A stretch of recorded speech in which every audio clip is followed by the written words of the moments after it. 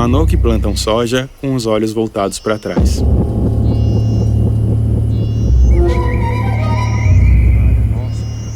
E do outro lado do rio Cravari, que faz divisa com o Rio do Sangue, tem outra árvore que aqui não tem. Então, a gente precisa dessa terra que já falta se homologar, por causa que para nós deixar para a geração nova não sofrer. Os 1.000 hectares abertos na entrada da terra indígena Irante parecem apenas um ganha-pão, enquanto esperam pacientemente pela demarcação definitiva de uma área da qual foram expulsos na metade do século passado. Zé Paulo Irante, um homem alto de 60 anos, passa o dia andando de bicicleta para cima e para baixo por dentro da aldeia. Sem camisa, no meio de uma tarde de sol, ele se reúne debaixo das árvores para conversar com os parentes. A lavoura fica para o norte, mas ele aponta é para o sul.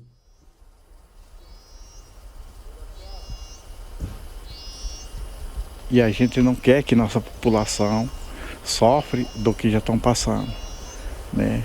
Que essa área que nós temos, que só falta homologar, ali dentro já morreu. Eu não conheço, nunca conheci eles, mas eu garanto que morreu. Eu acho que os tataravó, os bisavô, por causa que na fazenda de finado Orlando Campristino, quando eu trabalhei, quando não era ainda nem demarcado a área, já trabalhei lá e eu achei flecha dentro do escritório e o gerente me chamou para perguntar qual era a etnia e eu falei que eu não sabia, que fiquei com medo por causa que se eu falasse que era do nosso povo, até capaz dele ter me matado lá.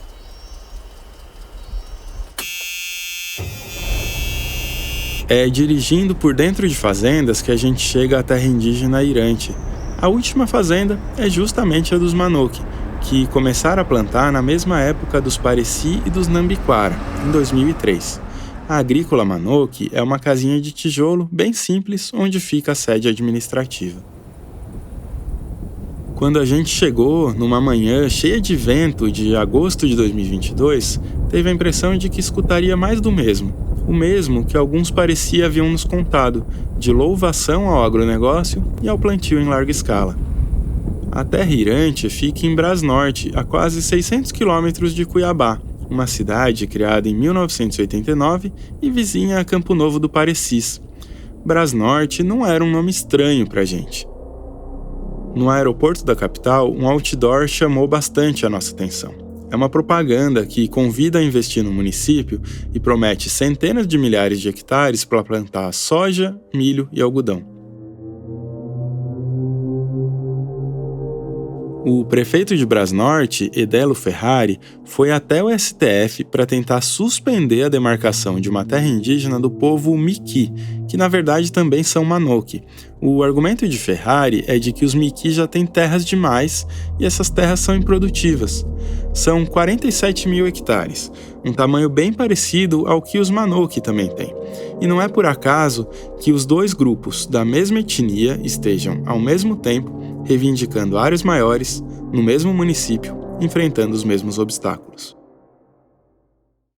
Gravando? O senhor deixa a gente gravar? Pode gravar?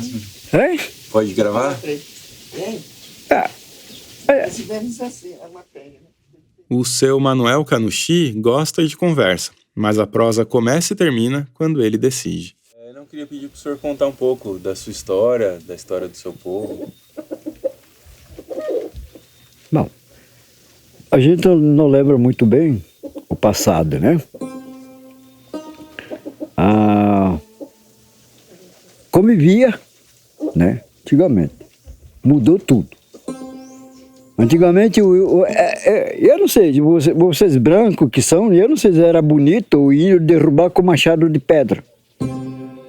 Levava horas para derrubar.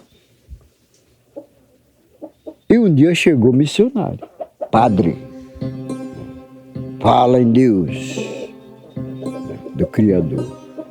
Falou, não, isso tem que mudar. Eu vou trazer ferramenta para vocês. Levou. Levou machado, levou enxada, levou foice. Foice é para isso, machado é para isso, facão é para isso. né? Cada um tem a sua atividade, né? Cada ferramenta. E por isso, né? Começaram a fazer roça. O seu Manuel tem em torno de 70 anos. Ele é um homem baixo, de cabelo branco na altura do ombro, que anda devagar pelo quintal com árvores frutíferas e algumas galinhas. Os Manoque gostam muito de cultivar alimentos no quintal. E antigamente gostavam de ter pequenas roças onde plantavam uma grande variedade de alimentos. Eles eram agricultores. E eram em torno de 1.000 pessoas no começo do século XX, quando foi registrado o primeiro contato com os não indígenas.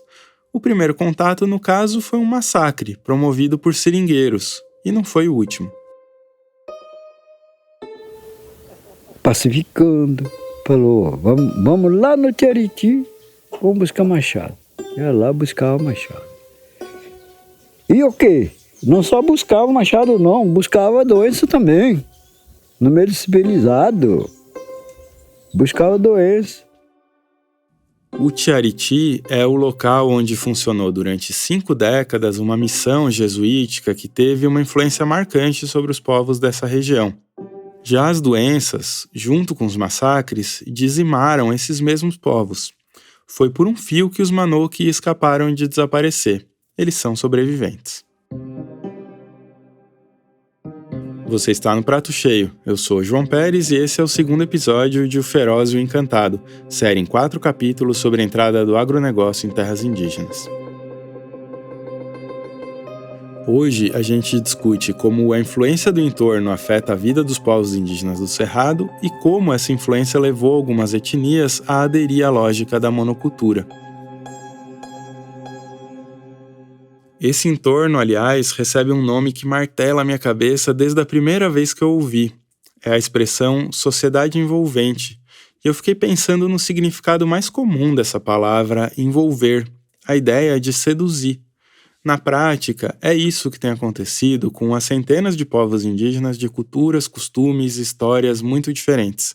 Elas têm sido envolvidas por uma sociedade que tem a força do dinheiro e da violência. Até mesmo os animais acabam atraídos pela sociedade envolvente. Caititus, emas, siriemas, macacos, todos vão para as fazendas em busca dos alimentos fáceis fornecidos pelas lavouras, o que torna raras as caças tradicionais dos povos indígenas. Apareceu mais branco, né? Apareceu mais branco. Eu falei, não, acho que o índio tem que mudar. Vestir roupa, né? Aí teve várias mudanças, né? Aí os velhos, qualquer receberam, para eles estava bom. Né? Para eles estava bom. Por quê? Não aparecia ninguém lá para encher o saco. Ela não aparecia lá para falar, não. O que compra tudo é dinheiro. Né? Aí falaram questão de dinheiro. O dinheiro compra isso, o dinheiro faz isso, né? Mas ninguém falou que o dinheiro mata também. Não mata? Mata sim.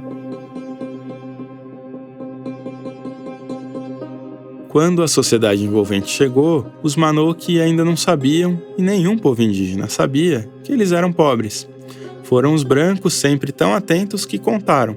Os brancos também contaram que agora os indígenas precisavam de dinheiro e contaram que eles eram primitivos e selvagens porque mantinham a floresta em pé, em vez de devastá-la para poder explorar. Pensando nos tempos em que não se usava carro, o Tiariti é um lugar bem distante de onde os Manoque vivem hoje em dia. O local recebeu esse nome por causa do Salto Utiariti, um conjunto de cachoeiras muito bonito, com 85 metros de altura e um volume de água impressionante. Nas margens da cachoeira dá para ver as ruínas da missão, que hoje ficam dentro da terra indígena Tirecatinga, uma terra que é habitada por Pareci, Nambiquara, Manoque e Terena. E mais para frente você vai entender por quê. Antes de ser sede da missão, o Tiariti foi estação de telégrafo, foi um capítulo da história. Na virada para o século XX, o Brasil era uma república recém-criada, com uma bandeira nacional que para mim sempre soa de mau gosto. Entre ordem e progresso, eu tenho dificuldade de escolher qual palavra que me soa mais sarcástica. Esse mote é um reflexo do positivismo, uma doutrina que guiava os pensamentos de uma boa parte da elite brasileira na época da proclamação. O positivismo defende que o único conhecimento verdadeiro é o conhecimento científico, e é uma interpretação de ciência que exclui os conhecimentos tradicionais, como se eles fossem crendices, e entende que só o tal conhecimento verdadeiro pode levar a humanidade ao tão sonhado progresso.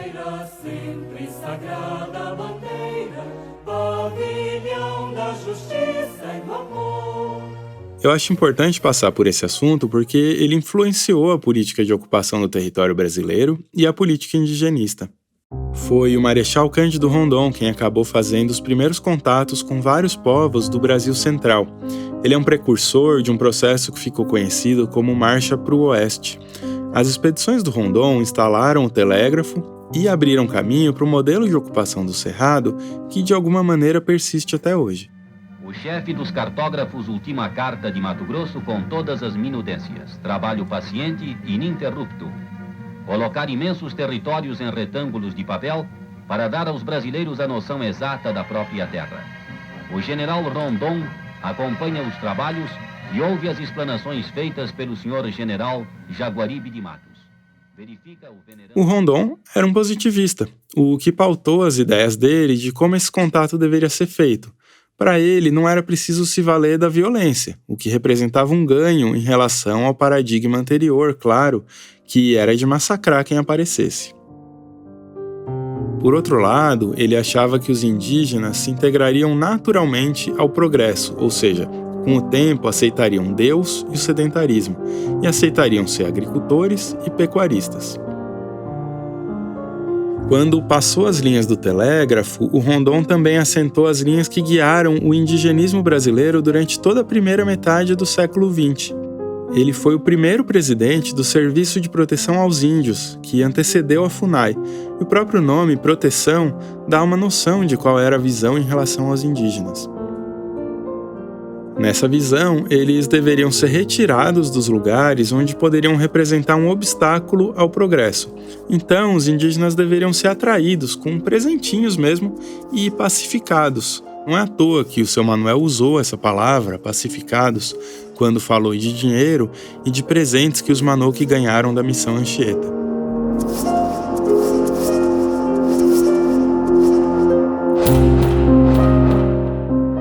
Tem um livro chamado Reflexões Indigenistas que aborda essa questão da pobreza em terras indígenas.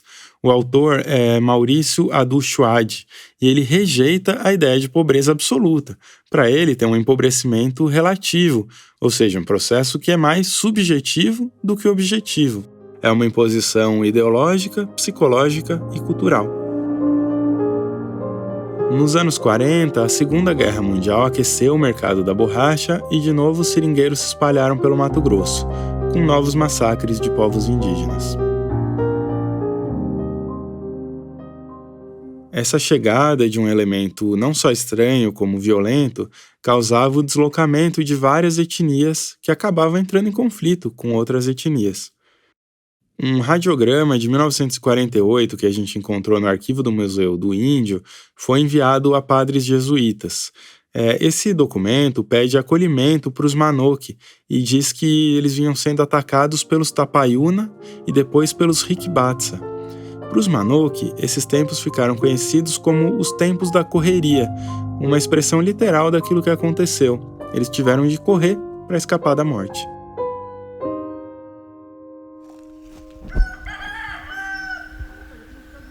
A gente volta lá na conversa com o Zé Paulo. E os mais velhos contam por que eles passaram da terra de lá para esse ano? Sim, eles falaram que eles correram de lá para cá por causa que tinha aquele tempo. Eu não sei qual é garimpeiro, não, seringueiro, que entraram de lá para cá e eles mataram eles, né? Então onde que eles correram para cá e daí foi aonde que foi acabando e acabou o nosso povo. E de nosso povo tinha sobrado só 5 famílias. De 5 famílias hoje em dia, você vê quantas aldeias tem dentro dessa área aqui. Quando chegaram lá na Missão Anchieta, no começo dos anos 50, os Manoque eram 50 pessoas, ou seja, tinha sobrado 5% da população estimada em 1900. Olha, na missão do TRT a gente vai falar uma parte, foi triste. Uma parte foi bom que ele quer dizer, deu educação e mostrou a religião, né? Só que eles eram contra a cultura indígena. Quase nós perdemos a cultura indígena. Aquele tempo ali na missão eles via tipo escravo por causa que meu pai que contava para mim, né? Que se eles não trabalhavam, à noite ele não tinha janta e nem almoço. Eles tinham que trabalhar durante o dia, certo? Para eles ter café, janta e almoço. O relato de um padre, Tomás de Aquino Lisboa, é de que a missão deveria servir para amansar, entre aspas, os índios bravios e ferozes, também entre aspas, para civilizá-los e cristianizá-los, também entre aspas. As crianças eram separadas das suas etnias e passavam a viver lá no internato de Utiariti. Eu mesmo passei dias envergonhado com essa história das missões. Presta atenção na idade do Zé Paulo. Ele tem 60 anos.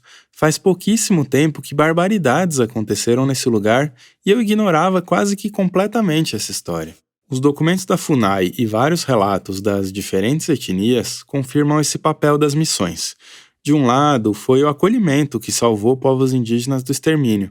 De outro, a proibição de falar a própria língua e a obrigação de trabalhar em atividades dos não indígenas, como pecuária e agricultura mecanizada, afetaram bastante os modos de vida tradicionais.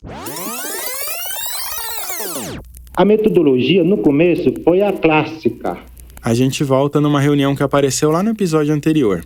É 1978 e o padre Adalberto Holanda Pereira está diante do Conselho Indigenista da ditadura, prestando contas do trabalho da Missão Anchieta. Foi, nós dizemos hoje em dia, quase a antiga, em que o missionário, como aqueles antigos do século XVI, se preocupavam com a evangelização, sabe?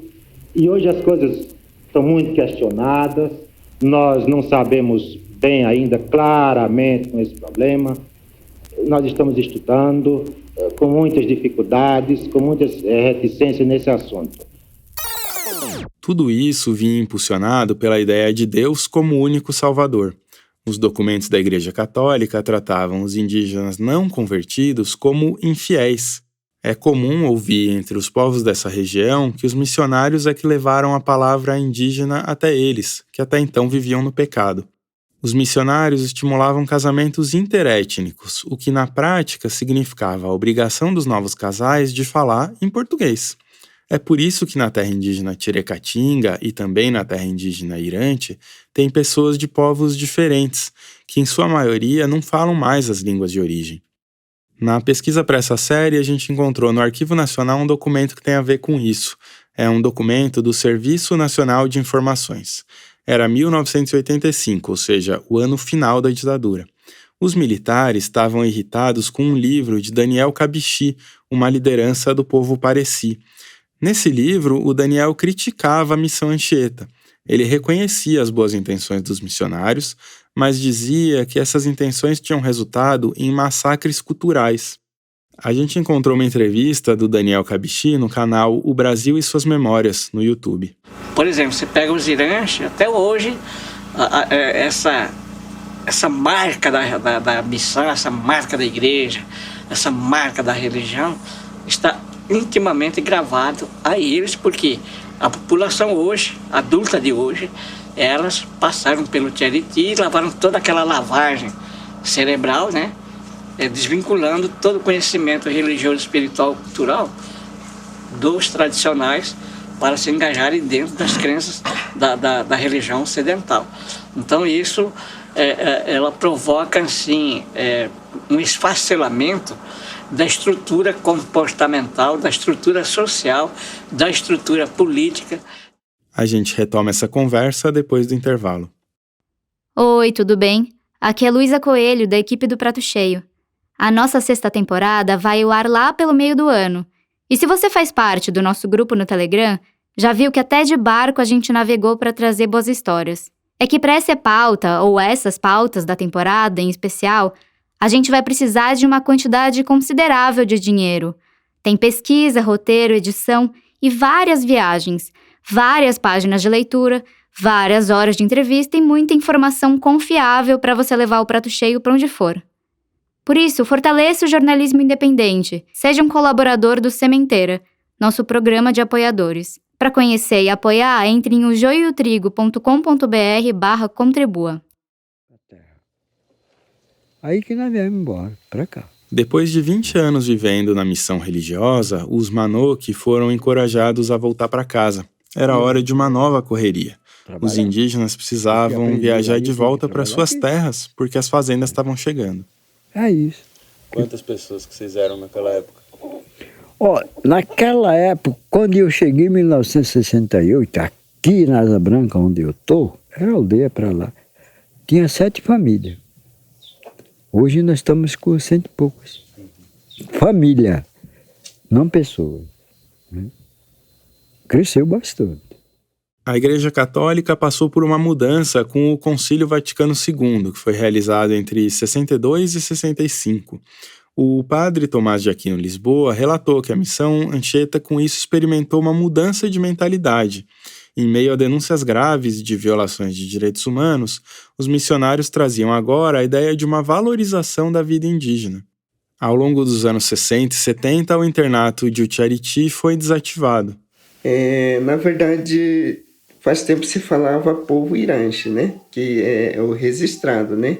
Esse é o Giovanni Tapura, que é filho do seu Manuel. Depois eu te conto mais sobre ele. Depois de algumas consultas históricas, a gente viu que a gente é do povo Manoque, né?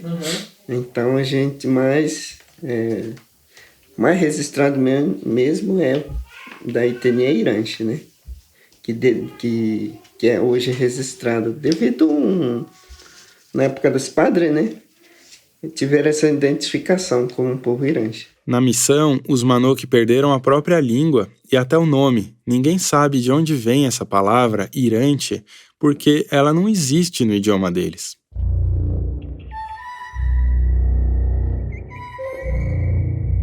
O medo de novos ataques dos Tapaiuna e dos Riquibatsa freou o retorno ao antigo território.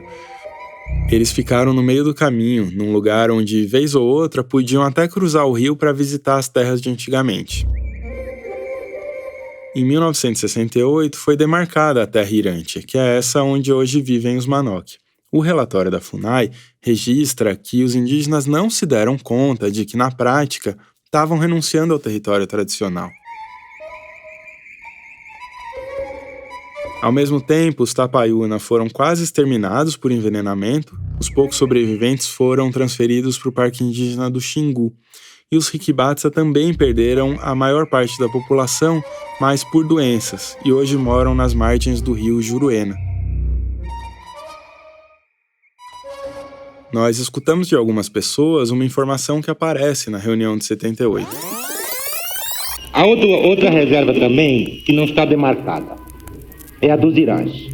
Tendo que aí não há pressão imediata e constante e indiscriminada que há no Pareci, porque o Iranche está mais para o interior.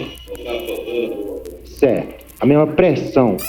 Naquele momento, o território tradicional dos Manoque não estava ameaçado pelas fazendas. Foi nos anos 80 que a sociedade avançou e os Manoque se deram conta do que tinha acontecido, porque eles já não podiam circular pelo território tradicional, porque agora existiam cercas, existia um conceito totalmente alheio ao mundo deles, o conceito de propriedade privada. Perdemos o espaço original, né? E ficando nesse território que pra gente que vivia assim de caça, pesca, né? Extrativismo é muito pequeno para esse tipo de vida, né? Mas que a gente precisava de algum complemento para essa situação, né? De mais uma outra renda. Como disse o seu Manuel, a gente não lembra muito bem o passado, né?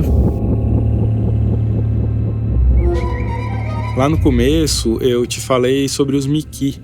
Miki, no idioma Manoke, significa pessoa, então é também um nome errado, furado, para essa etnia que provavelmente se desgarrou dos outros Manoke no começo do século XX pelas mesmas razões. Os Miki só foram contactados nos anos 70, então eles passaram a ser uma espécie de espelho dos Manoke, uma enciclopédia viva sobre os modos de vida tradicionais. Um lugar onde os Manoke apelidados de Irante podiam ir para reaprender de si olhando os Manoke apelidados de Miki. Mas a vida não era nada fácil. A caça e a pesca ficaram cada vez mais escassas, uma estrada cortou a reserva ao meio e muitos homens foram trabalhar nas fazendas como peões, onde ganhavam 15 ou 20 reais por diária. O relatório da FUNAI conta que em 2000, os Manoke tentaram aderir à agricultura mecanizada. Era uma área pequena, de 170 hectares, e eles usaram o trator emprestado pelos fazendeiros e o calcário cedido pela FUNAI, mas deu errado. Nessa época, o seu Manuel era contra, e depois ele mudou de ideia. Aí ele falou, não, tem que conviver com a natureza, com enfeite, né? Fazer os colares.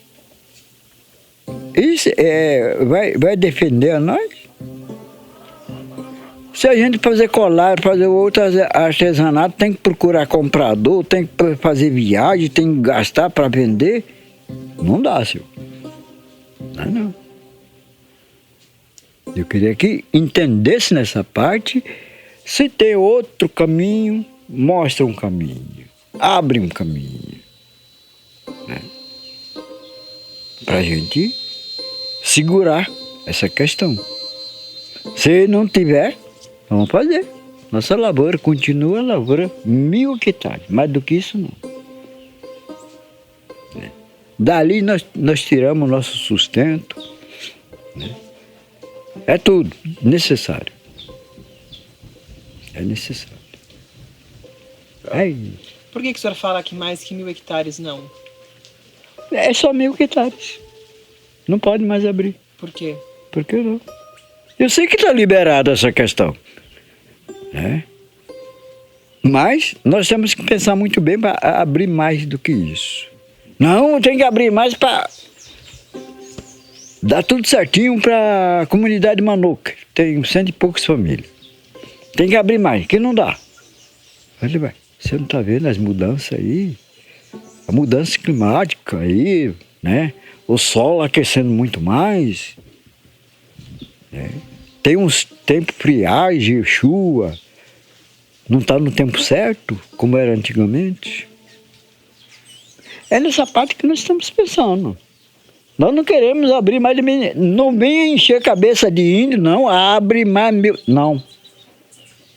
Aí vai sair briga com o índio. E vai. Enquanto estiver no meu comando, eu não vou deixar nem eu abrir um pau.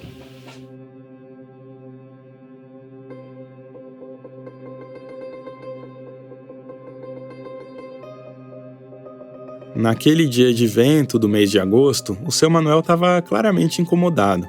Antes mesmo de se apresentar, ele quis conversar com a gente sobre mudanças climáticas. Chegou a época, dia 18 de agosto ou dia 20 de agosto, é um calorão, né? Taca fogo. Em setembro é a época da chuva, né? Vamos plantar. Né? Então tinha tudo. Nós tínhamos controle através dos astros, através das matas, das flores e através da reprodução dos animais e o tempo, e o sol. Antigamente não tinha calorão disso aqui em cima da gente. As estrelas e os pássaros eram os marcadores de um tempo preciso na medida das necessidades. Não a necessidade dos minutos e dos segundos, mas as necessidades do tempo da vida. Era o tempo bem controlado mesmo. E agora? Eu falo por quê? Isso é vingança do tempo. É vingança do tempo. Mas é através de quem? Do próprio homem. Quem é esse homem? É o ser humano, mas a gente não sabe quem que é. Quem que está desmatando mais? Qual é o fazendeiro que está abrindo mais lavoura? Qual é o governo que está abrindo mais está expandindo mais para fazer lavoura? E madeireiro está derrubando mais? Eu não sei. Alguém está fazendo que a natureza vinga. É isso. Deixa eu tentar resumir o que a gente sabe até aqui. A sociedade envolvente inviabilizou os modos de vida dos Manoque por massacres, doenças, fome e desterro. Eles, os Parecidos Nambiquara, decidiram aderir justamente à agricultura que havia causado vários desses problemas. E agora, essa mesma sociedade envolvente criou um problema do tamanho do mundo que pode fazer das lavouras indígenas algo quase inviável. Historicamente, a alimentação do povo Manoque, né? Ela veio de uma criança, né? De um homem, né? Tinha uma criança, filho único de um cacique, né? Do povo Manoque. O Giovanni gosta bastante de mitos. Durante o dia, circulando de carro por várias aldeias, ele foi contando mais sobre a vida e a história dos Manoque. Por dentro de uma estrada aberta, em uma área recém-desmatada, ele quis nos levar até uma cachoeira muito bonita. Ele pediu pra gente sentar lá na beirinha da cachoeira, depois de se certificar que não tinha nenhuma cascavel por perto, no meio das folhas secas de uma mata abundante e alta. Aí, o pai, né? A desculpa foi que o pai não falava com o filho, né? Só respondia assoviando, né? Este canto começa com um grito. Os mitos da maioria dos povos do Cerrado têm sempre uma mesma estrutura. Alguém vai até um lugar fora da aldeia, onde um personagem mítico guarda um bem cultural que possa ser útil para a sociedade. A começar pela origem de tudo, o fogo, que a gente vai conversar mais no terceiro episódio da série. Nos mitos, essa pessoa retorna ou se transforma. Esse processo traz conhecimentos importantes, mas também resulta em perdas. Então, tem uma ideia de uma construção lenta da sociedade e guiada por prós e contras a cada passo. O mito de origem dos alimentos conta que o filho, se sentindo penalizado pelo pai que o desprezava, pediu para a mãe que o enterrasse, mas deixando a cabeça para fora. Primeiro a criança teve um sonho, né, que ele iria, né, se transformar o alimento do povo, né, e que ele precisava cumprir essa missão. Essa criança disse que se os Manoque soubessem cuidar bem das coisas, dali para frente nada faltaria. O pai ficou bravo com a mãe, depois que ele chegou em casa não encontrou com o filho, né? Mas ela falou, né? Quando retornaram ali no local, depois de uns dias, a mãe e o pai se depararam com uma roça que já produzia de tudo. Lá tinha mandioca, tinha cará, tinha batata, tinha araruta. Tinha araruta comprido, tinha araruta aquele redondinho, né? Tinha o feijão costela, tinha o amendoim. Tinha cabaça, tinha milho fofo, que mais? Nesse mito, cada parte do corpo da criança deu origem a um alimento. Mas que tudo isso, a vida dessa criança depende hoje de nós. O problema é que nem a criança e nem a mãe podiam prever que essa região seria cortada por fazendas.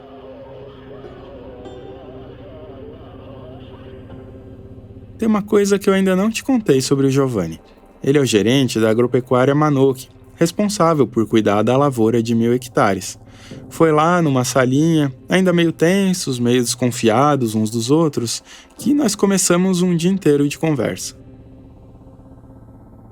Esse pensamento, né, de que talvez com essa expansão vindo aqui próximo de nós, né, a gente pudesse ter um complemento, né? A gente já sabia que não seria, agora tudo bem, agora não vai mais passar fome, agora a gente não vai mais precisar de nenhum auxílio, de nenhuma outra coisa, né? A chegada da sociedade envolvente produziu necessidades que antes não existiam. Comprar sal, açúcar, carne, arroz, óleo, remédios.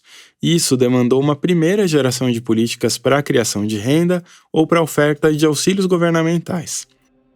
A entrada das cestas básicas entre algumas etnias causou alterações grandes na relação com os alimentos e com as atividades tradicionais associadas à alimentação. Então a FUNAI, por exemplo, ela operava atividades para viabilizar arrendamento em terra indígena. Né? Isso era uma política do Estado brasileiro. A gente conversou com a advogada Maria Augusta Cirati, que foi presidente da FUNAI entre 2013 e 2014. Né? Então, e aí monetarizou uma série de povos indígenas, de comunidades indígenas que não eram monetarizadas. E aí você retirou, naquele momento, uma série de possibilidades e alternativas para essas comunidades, delas agirem de forma a dar subsistência para os seus saberes tradicionais, para os seus conhecimentos tradicionais. Andando por essa região, eu não consigo deixar de me surpreender. Você pode viajar horas rodeado de lavouras de soja, milho e algodão, umas grudadas nas outras. Horas sem enxergar pessoas, sem enxergar mata. Os animais, quando a gente vê, são animais atropelados enquanto tentavam cruzar a rodovia. E o que me surpreende não é o tamanho de tudo isso. É pensar que 20 anos atrás, 30 anos atrás, o cenário era totalmente outro. Essa era uma região autônoma, com um tempo e uma lógica próprios, singulares. Como dizia o pensador brasileiro Milton Santos, o mundo globalizado passou a se dividir entre as regiões do mandar e as regiões do fazer. As regiões do mandar dominam as regiões do fazer por meio dos objetos e das técnicas. Hoje, pivôs de irrigação, tratores e caminhões submetem essa região à lógica hegemônica. Hoje, o pensamento que domina é esse pensamento único, que ele próprio é violento. Porque se eu peço ao outro que pense como eu penso, eu estou impondo a ele uma forma de ver as coisas, de ver o mundo, que é minha. Eu acho que é isso que distingue talvez a violência atual da violência do passado, porque ela é estrutural. E ela é estrutural porque tudo é feito a partir da chamada competitividade. A competitividade é uma violência sem nome. Competitividade. Se os Manoque querem sobreviver nessa região do fazer, precisam ser tão competitivos quanto os fazendeiros. Mas como? Mas a gente, sem condição nenhuma, a gente foi optando não, é a condição que teria, né? Como uma forma de arrendamento, né? Começando aqui, né? A gente procurou os parceiros locais que estavam aqui próximos, que estão até hoje aqui próximo de nós, né? Buscar essa parceria, né? Mas num caráter arrendatário, né? Nunca é demais lembrar que o arrendamento de terras indígenas é proibido pela Constituição. O joio e o prato cheio são mantidos com o apoio de organizações da sociedade que atuam na promoção da alimentação adequada e saudável. A CT Promoção da Saúde, Instituto Ibirapitanga, Instituto Clima e Sociedade, Instituto Serra Pilheira, Oxfam Brasil e a Fundação Irish Ball são apoiadores regulares dos nossos projetos. Saiu? Tá, beleza. Tá ok. Na aldeia Cravari, a maior da terra indígena Irante, a gente encontrou o Edivaldo. Meu nome é Edivaldo Lorival Mampuche, sou do povo Manoque. Nasci em Cuiabá, mas sempre morei na aldeia, né? E sou professor aqui na comunidade, trabalho desde 2006, né? O Edivaldo explicou que algumas pessoas lá dentro ficam bravas porque entendem que ele é contra a lavoura mecanizada. Mas ele não se vê dessa maneira. Ele se vê como alguém que faz ressalvas a esse modelo de criação de renda. Quando você tem uma lavoura mecanizada para um povo, que nós temos aí quase uns 400 pessoas, já é uma forma coletiva. Então, às vezes, a forma individual de pensar, né, que vai gerar muito lucro, não é bem assim que funciona. Se fosse apenas uma pessoa, né, ganhando em cima, com certeza daria lucro. Você pega esse valor e divide por os meses que tem, daria mais ou menos, que eu já fiz uma vez, R$200 por mês, no caso. Como a gente falou lá no primeiro episódio, Manoque, Pareci e Nambiquara começaram a fazer arrendamento ao mesmo tempo, mas os Pareci plantam 17 mil hectares contra 1.000 dos Manoque. Na década passada, o Ministério Público Federal disse que o arrendamento de terras indígenas por fazendeiros não poderia continuar. Os tais parceiros precisavam sair da área, o que aconteceu entre 2018 e 2019, quando foi assinado um termo de ajustamento de conduta. Esse termo acabou tapando um buraco e abrindo outro. Como é que os indígenas financiariam as lavouras, que são caríssimas, se eles não têm uma terra para entregar no banco como garantia? As terras indígenas são da União e não podem ser alienadas. Então, as 3 etnias acabam pegando empréstimos caríssimos com os fazendeiros. Vocês ficaram com algum tipo de dívida com eles por conta disso, dessas altas taxas? Sim, ficamos com dívida, não só por causa das altas taxas, né? Por causa também a gente teve 3 anos, agora completou 3 anos, né? Que a gente não veio produzindo bem, né? A gente não veio... esses fatores climáticos, diversas outras coisas, durante esses 3 anos. A dívida só dos Manoque estava em R$2,5 milhões quando a gente conversou com eles, lá em agosto de 2022. Agora, se você não pode perder as terras, pelo menos segundo a Constituição, como é que faz para pagar uma dívida que vai se acumulando?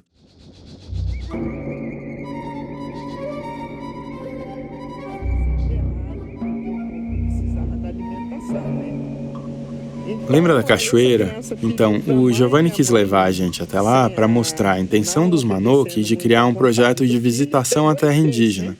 Do outro lado do rio fica o território tradicional que esse povo reivindica. Ele mostrou o mapa na tela do celular porque queria que a gente visse a diferença entre o que eles têm hoje e o que eles querem e deveriam ter. São 4 vezes mais território. Daria em torno de 200 mil hectares, o que são 6 vezes a área da cidade de Belo Horizonte.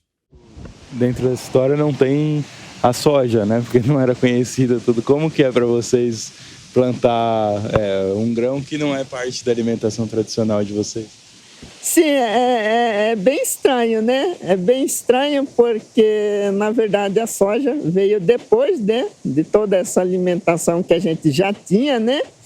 Que nem a gente falou, né? A gente precisava de um complemento a mais, né? Nesse território que hoje nós está, né? Que é um território propício a essa produção, né? Mas que a gente morava num território, que nem vocês viram, dali para cá já é mais mata, né? Lembra do relatório que a gente mencionou, produzido pelo antropólogo Rinaldo Arruda?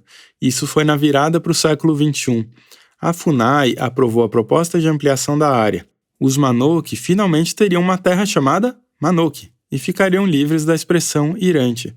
E em 2008 a terra foi demarcada. O próximo passo seria a desintrusão, ou seja, a retirada de fazendeiros e madeireiros que ocuparam o local ao longo dessas décadas. Mas isso nunca aconteceu, mesmo com várias decisões da Justiça Federal. Em feira de cidade, você não vê soja lá em venda, né? Você vê mandioca, milho, você vê batata, né? Você vê limão, laranja, né? Essas coisas que você vê lá é onde toda a população munícipe vai lá para comprar, né? Então era esse tipo de incentivo que a gente sonha um dia ter, né? Para nós mesmo, que é onde a gente mesmo também consome, né? Então, questão do mel, né? Essas coisas assim que é o nosso sonho mesmo, talvez de um dia ter essa política futuramente, né? Enquanto a gente rodava de carro entre uma aldeia e outra, algumas vezes o Giovanni trouxe a alegria dele pelo mel. Embora ele não possa comer por causa de uma alergia, ele tem um grande prazer em lidar com abelhas. e o sonho dele é retomar essa atividade. A vida como gerente de agropecuária é passageira. Por causa que a gente precisa dessa área e a gente precisa desse ar para ajudar o mundo inteiro, não só o índio, como o mundo inteiro, que esse jovem da geração nova que está ouvindo não conhece a natureza. E eles precisam de conhecer a natureza, por causa que a gente acredita que nós, indígenas, temos que ajudar a população branca como a população indígena, por causa que tem muitos jovens que eles dão valor na natureza, né? Então nós não queremos que destrói mais do que está destruído.